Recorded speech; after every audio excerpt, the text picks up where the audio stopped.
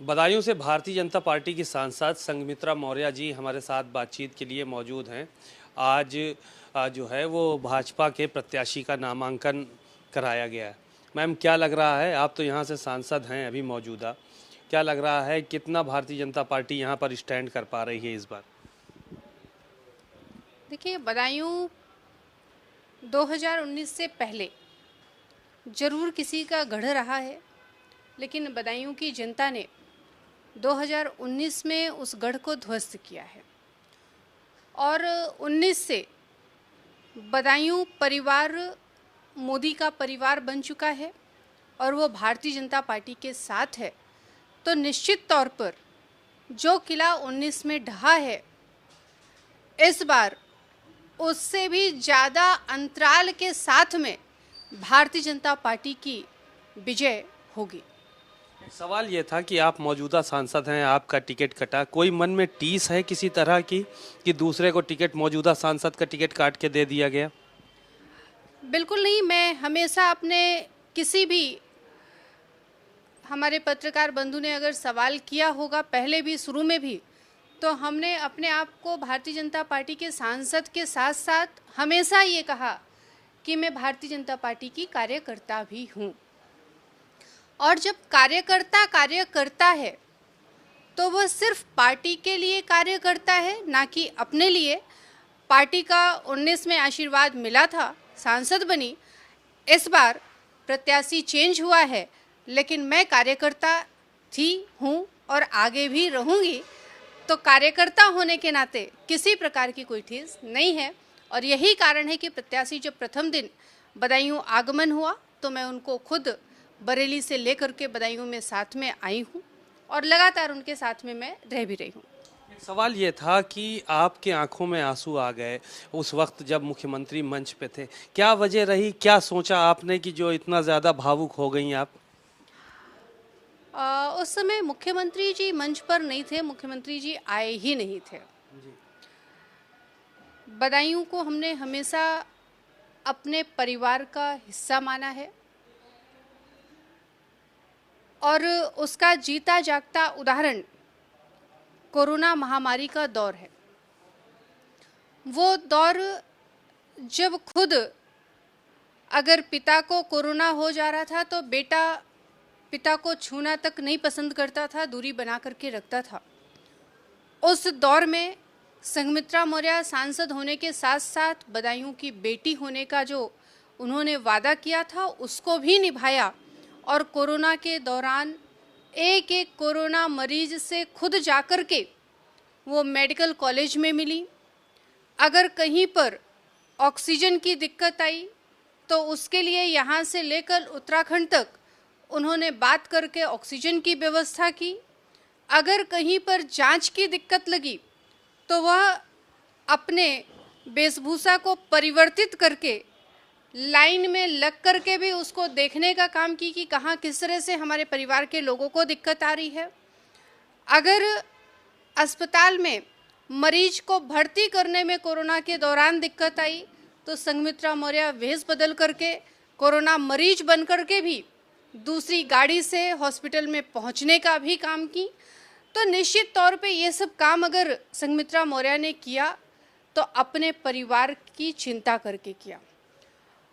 और जिसको संघमित्रा मौर्य अपना परिवार मानती हैं, वो परिवार का सदस्य उनके पास हो, उनके साथ हो। और कुछ ऐसी चर्चाएं हो रही हों, खास करके महिला हूँ, तो महिलाएं वैसे भी भावुक जल्दी होती हैं क्योंकि उनका जुड़ाव स्वार्थ नहीं आत्मीयता से होता है। तो वो एक ऐसा क्षण आया जो भावुकता वाला था और इसलिए आंसू आना हमें लगता है स्वाभाविक था। तो क्या पारिवारिक रिश्ता खत्म हो रहा है आपका? अगर कोई यहाँ से और सांसद बन जाएगा तो आपका पारिवारिक रिश्ता, क्या दूरियां बढ़ जाएंगी यहाँ पर बदायूं के लोगों से आपकी? बिल्कुल नहीं। टिकट परिवार को परिवार बनाने में विकल्प नहीं होता है। परिवार व्यक्ति का व्यक्तित्व से बनता है और हमने जब मैं 19 में पार्टी का आशीर्वाद लेकर के बदायूं में आई थी तो मैंने मंच से भी कहा था कि मैं नेता के रूप में नहीं, सांसद के रूप में नहीं, आपके बीच में बेटी और बहन के रूप में रहूंगी। और उस वादे को मैंने पूरे 5 साल निभाया भी। आज तक बदायूं की धरती पर कितने भी सांसद बने हो, इतना समय बदायूं में किसी भी सांसद ने नहीं दिया, और हमने दिया तो उसका कारण सांसद होना नहीं था बल्कि बदायूं की बेटी और बहन होना था। तो निश्चित तौर पे वह जो रिश्ता है वह टिकट ना मिलने से ख़त्म नहीं होने वाला है। वह रिश्ता हमेशा के लिए है और हमेशा रहेगा। टिकट ना मिलने के पीछे क्या वजह मानती हैं? कहीं पिताजी तो वजह नहीं है, उनके बयान तो वजह नहीं है? बिल्कुल नहीं, मैं पिताजी को वजह नहीं मानती हूँ, क्योंकि मैं भारतीय जनता पार्टी में कार्य कर रही हूँ और पिताजी की अपनी दूसरी पार्टी है। और किसी दूसरी पार्टी के बयान पर टिकट का काटना मैं नहीं मानती हूँ, इसलिए मैं अपने टिकट के कटने का कारण अपने पिता को बिल्कुल नहीं मानती हूँ। एक आखिरी सवाल और था। स्वामी प्रसाद मौर्य जी ने कहा कि इस तरह की ओछी राजनीति जो है मुझे पसंद नहीं है। जब आप भावुक हुई थी तो उनका ये बयान किस परिप्रेक्ष्य में आया था? देखिए, कोई भी माता पिता ये नहीं चाहता है कि उसके बच्चों की आंखों में आंसू आए। हो सकता है मंच पर भाव देख करके उन्हें अच्छा नहीं लगा हो, क्योंकि यह स्वाभाविक प्रतिक्रिया है, किसी भी माता पिता को पसंद नहीं है। तो इसका कारण ये हो सकता है, इसके अलावा और कुछ भी नहीं। क्या पार्टी बदलने के बड़ी बड़ी चर्चाएं रही कि पार्टी बदल सकती हैं संघमित्रा मौर्य, लेकिन संघमित्रा मौर्य डटी हुई हैं अभी भी भारतीय जनता पार्टी के साथ। ये था कि निर्दलीय लड़ सकती हैं, दूसरे दल से लड़ सकती है, बहुत सारी चर्चाएं हुई। क्या किसी ने कभी संपर्क किया आपसे कि आ जाइए साहब हमारी पार्टी में और हम आपको लड़ाएंगे, आपको जिताने का काम करेंगे, इस तरह से ऑफर आए क्या कहीं से?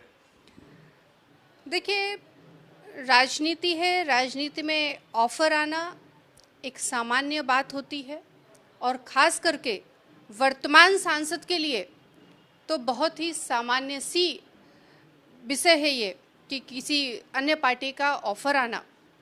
अगर राजनीति में कोई बड़ा चेहरा होता है तो भी उसे राजनीतिक पार्टियां ऑफर करती हैं। तो ऑफर आना एक स्वाभाविक प्रतिक्रिया है, सामान्य चीज़ें हैं, तो वो आई। लेकिन हमने जैसा कि पहले ही कहा था कि मैं भारतीय जनता पार्टी में हूँ, रहूँगी, तो मैं अपने वाक्य पर अडिग हूँ। और जिनको लग रहा था कि संघमित्रा मौर्य बदलेंगी, उनके मुंह पर उनका स्वयं का ये तमाचा भी है। शुक्रिया, बहुत बहुत। संघमित्रा मौर्य बहुत ही बेबाक वक्ता भी हैं। उन्होंने सारे सवालों के जवाब बहुत ही दृढ़ता के साथ दिए और कहा कि मैं भारतीय जनता पार्टी में पहले थी, हूँ और आगे भी बनी रहूँगी।